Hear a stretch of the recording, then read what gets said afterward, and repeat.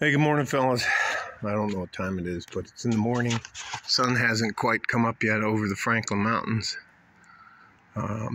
In the backyard, I had to tell somebody yesterday that I've known for a long time. He has a pool. That I wasn't going to help him.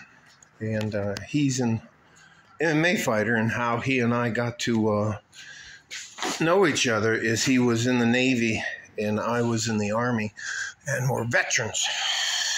So that's how we ended up knowing each other. So yesterday afternoon, and I'll probably title this something about reality being cruel to men who don't have a plan. Got out of the Navy and he just wanted to train. He had enough money saved up to train and become a professional fighter for like 3 to 5 years, and that was going to be his career. He served he called it a hitch in the Navy, and I think it was maybe 4 or 6 years is the max he spent in the Navy, and got out. And all that time up until yesterday, he wanted to be a professional fighter, but he isn't very good. He has almost twice as many losses as he does wins. And in the community, when I was coaching MMA, he was known as what's called a tomato can, someone you use to pad your record. So comes, calls, asks if he can come over. I said, yeah, we come over. We sat in the living room, and he said, basically, to boil it down, he needed $25,000 to get started in his gym. And I let him go on about his plans and this and that kind of stuff. And he couldn't answer 2 of the questions I asked him. I waited for him to finish, and he gave me a great presentation. Not really. He didn't really do a good job at all. And I asked him, could I see a list of clients he had lined up? You know, where they were his private clients, or people that said they would sign up if he owned a gym, and he didn't have that. And then I asked him, could I see his plan, his business plan? Because if you go to a bank, you have to have a business. Anyways, he didn't have one of those, and he just wanted a $25,000 loan to be on a handshake, because we've known each other for so long. And I told him, like I would tell you or anybody else, I looked him directly in the face, and I said, there's no way I'm going to do that. And I said, I'm not paying for your retirement. He said a few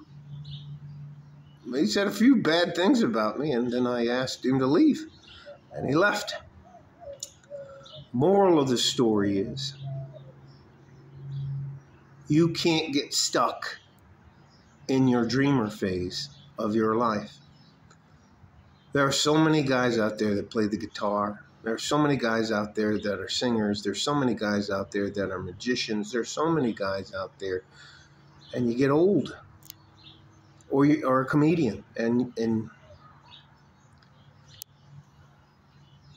you have the difference. The difference is there are men out there who go through their dreamer phase, and then they end up deciding that they're going to have a career because they don't want their retirement life, the third phase of their life, to be terrible.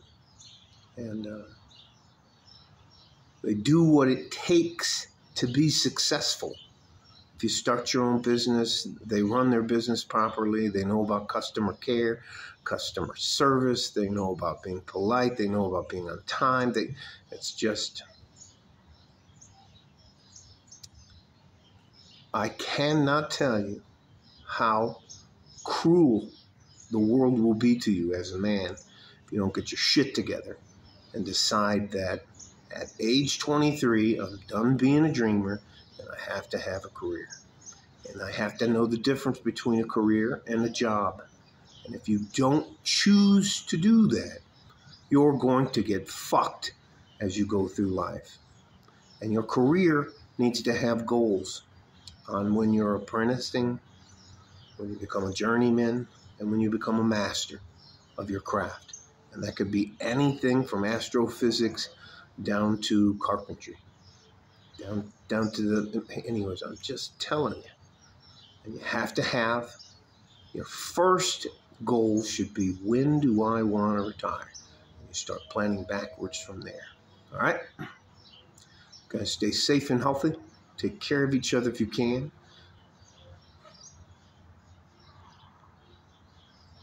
Anyways, if you can't, you have to take care of yourself. You're the prize. You're the prize. You're our future. Nobody wants to fucking be honest and tell you that shit, but you are.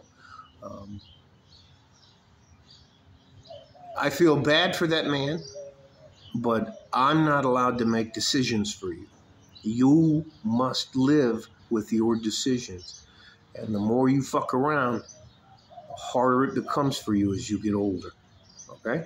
I'm not telling you what to do, but I'm telling you what will happen to you when you get to be my age. I'm 58, and you fucked around too long.